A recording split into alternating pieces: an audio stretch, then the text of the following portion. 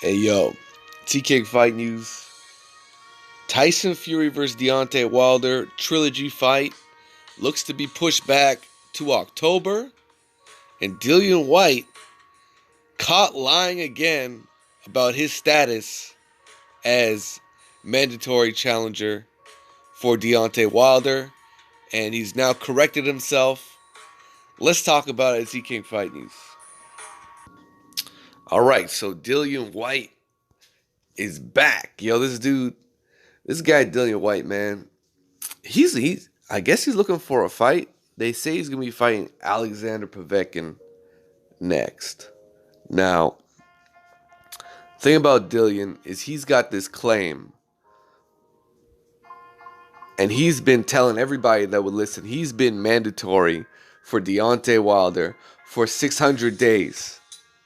That's what he's been saying for the past couple months, and I can prove it.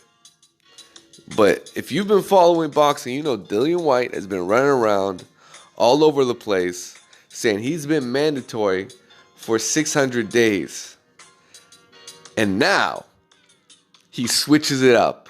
He switched it up completely in this article right here. Let's talk about it, man. It's TK Fight News. All right, so check this out.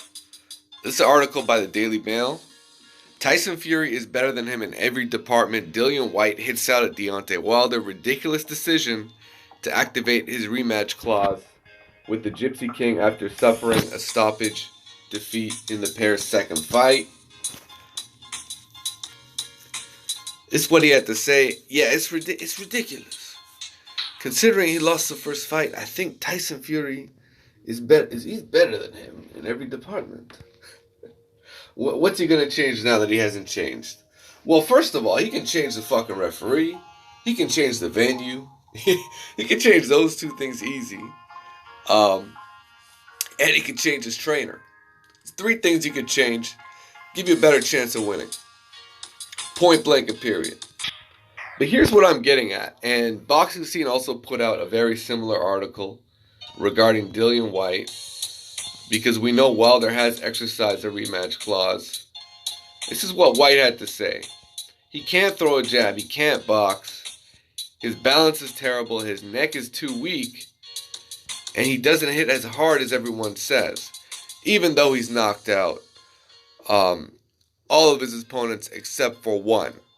And that one opponent is Tyson Fury. For him, it's more timing and speed that allowed him to knock out the guys he did. It's not like he's such a devastating puncher. You look at his record, he hasn't really knocked out anyone of note, really. Okay, Dillian. Now you know why the coward ran away from me for so long. Check this.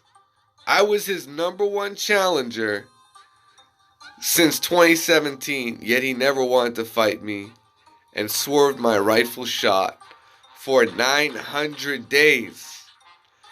All of a sudden, he didn't say mandatory. What happened to mandatory? There's a difference between rank number one and being the mandatory challenger in boxing. So now Dillian Whyte switched it up, and he's telling the truth. Because he was ranked number one. I don't even think he wasn't ranked number one in 2017, man. Was he ranked number one in 2017? Someone got to go back and check this shit, man. I remember him ranked number one in 2018, not 2017. And he was talking about 600 days before. Now he's talking about 900 days, yo. This dude's a straight liar, man. This dude's twisting the story, twisting the narrative, and now he's talking about 900 days. What are you talking about, Dillian Whyte? All right, now here's what Dillian Whyte didn't want to talk about, right? The World Boxing Council has released an update on the situation involving British heavyweight Dillian Whyte's situation as number one contender. It's currently in limbo as a UK anti-doping investigation continues to rumble on. The problem stems from a summer fight with Oscar Rivas, right?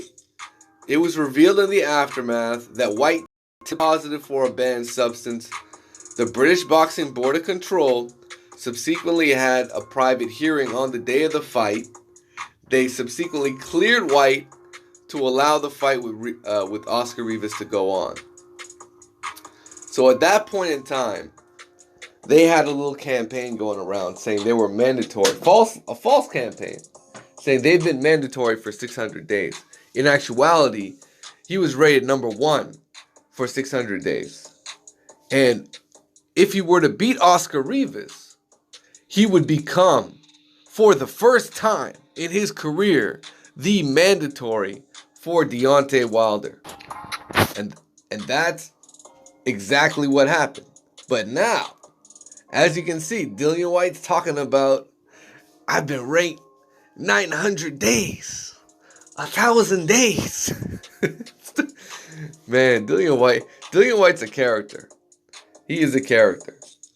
But the other thing I have to say about this whole 900 days, 1,000 days. You know what, Dillian Whyte?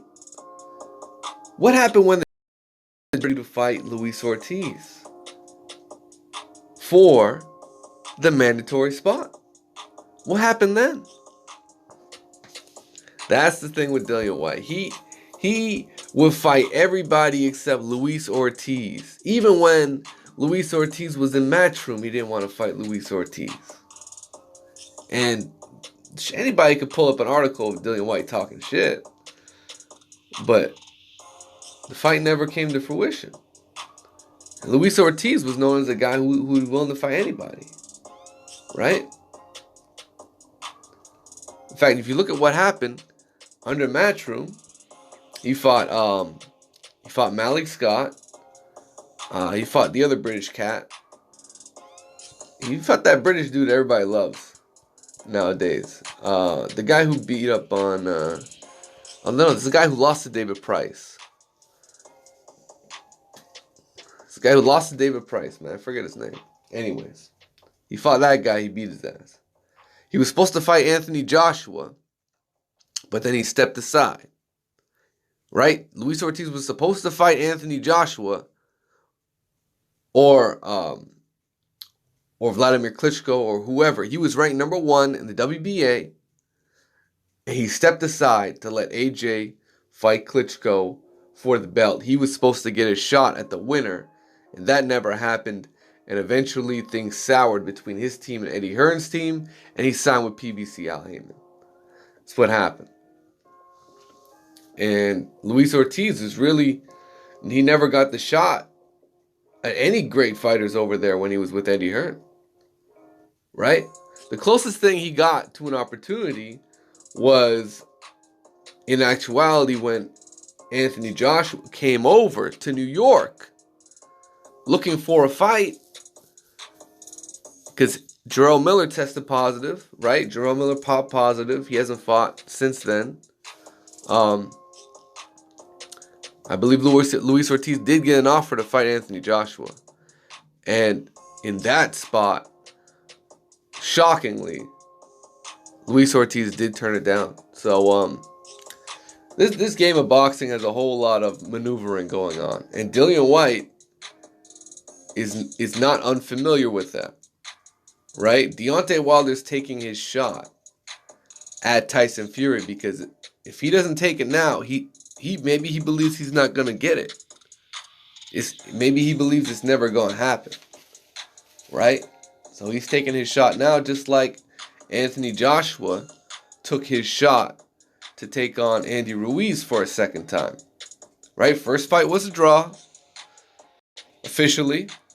Second fight, we all saw what happened. Wilder got knocked out. This is the heavyweight division. And he got outclassed. That's what they want to say on the surface, okay. He got beat, he got outclassed, he got dominated, but that's not to say he didn't go in there as a champion. And it's up to him. If he wants to activate that rematch clause, he can activate that rematch clause. You know, technically Klitschko was supposed to get a rematch against Tyson Fury. Right? He had a rematch clause, and Tyson Fury went AWOL, and he disappeared. So that just is what it is. All right? I mean, I'm not out here managing Deontay Wilder's career. You know, it's his decision ultimately, and he's saying, let's make it happen. So that just is what it is. Dillian Whyte has to wait in line. In the meantime, he's fighting another drug cheat in Alexander Povetkin. So he just tested positive. Povetkin's been known to be a cheater. So have those two fight it out. It's not a bad fight. That's not a bad fight. Do I feel sorry for Dillian Whyte? Hey, he could have been ranked in any other of these sanctioning bodies and gotten a mandatory spot. I mean, if I'm not correct, I believe he's ranked number 1 in the WBO. But for whatever reason, they ain't trying to give him a mandatory over there. So it is what it is.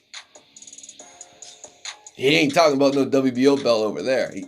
And you know, he has been ranked in the WBC for the longest. Does he deserve a title shot? Probably does.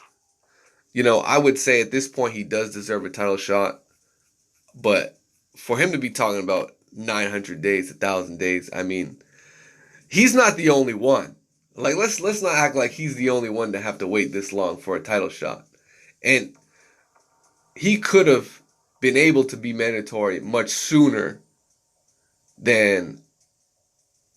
And he could have already fought Deontay Wilder much sooner if he had fought the right guys to get him mandatory status, right? Dominic Brazil was out there looking for a fight. Luis Ortiz was out there looking for a fight. Now tell me I'm lying. It's King Fight News, and I'm out, man. Peace.